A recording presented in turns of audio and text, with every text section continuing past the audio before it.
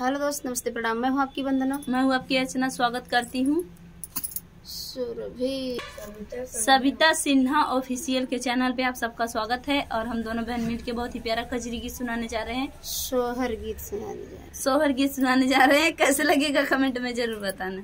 बहुत ही प्यारा सोहर गीत है। आप लोग से रिक्वेस्ट है कि इस चैनल को ज्यादा से ज्यादा सपोर्ट करिएगा, अपना प्यार दुलार दीजिएगा। के दरी के बनाए का कुइया सुंदरिये का पानी भरई, सुंदरिये का पानी भरई हो। बहिनी गोड़वा चढ़ल वही राजा पूत रानी से राज करई, रानी से राज करई हो। बहिनी गोड़वा चढ़ल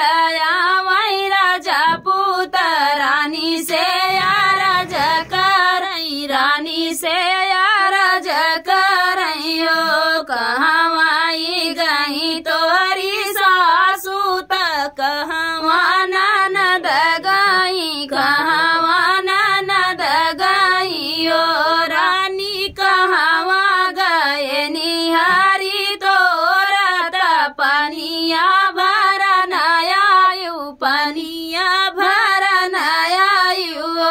रानी कहवा गए निहारी तोरत पनिया भरन आयु, पनिया भरन आयु। नैहर गई हमारी सासू त ससुरे ननद गई, ससुरे ननद गई हो। राजा हरि मोरा छाए परदेसवा त पनिया भरन आए, पनिया भरन आए हो। राजा हरि मोरा छाए मधुबनवा त पनिया भरन आए, पनिया भरन आए हो। ऐसा रनिया मई पावतेऊ त जंग बैठवतेऊ त जंग बैठवतेऊ हो। रानी कोली कोली बिरवा कुचवते हृदया बीचे रखतेऊ, हृदया बीचे रखतेऊ हो। रानी कोली कोली बिरवा कुचवतेऊ हृदया बीचे रखतेऊ, हृदया बीचे रखतेऊ हो।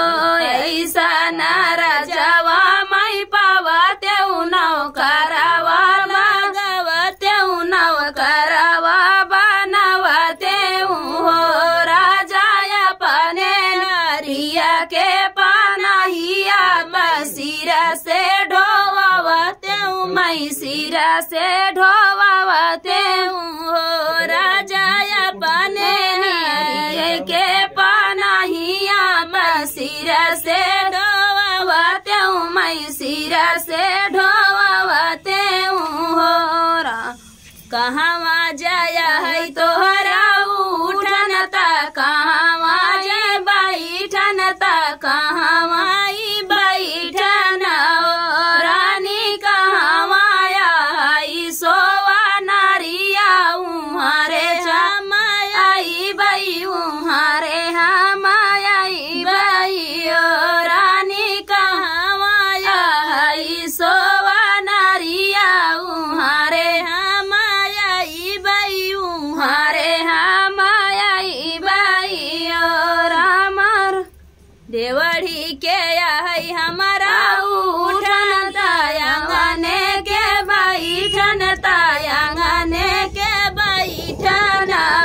राजा रतन से जरिया सोवा नारिया उहारे कैसे आई बाऊ, उहारे कैसे आई बाऊ। राजा रतना से जरिया सोवा नारिया उहारे कैसे आई बाऊ, उहारे कैसे आई बाऊ। चरगोरी दिया ना जला तू बाटे पहरू जारत बाटे, पहरू परत बाटे हो। राम लक्ष्मण देवरवा रखवा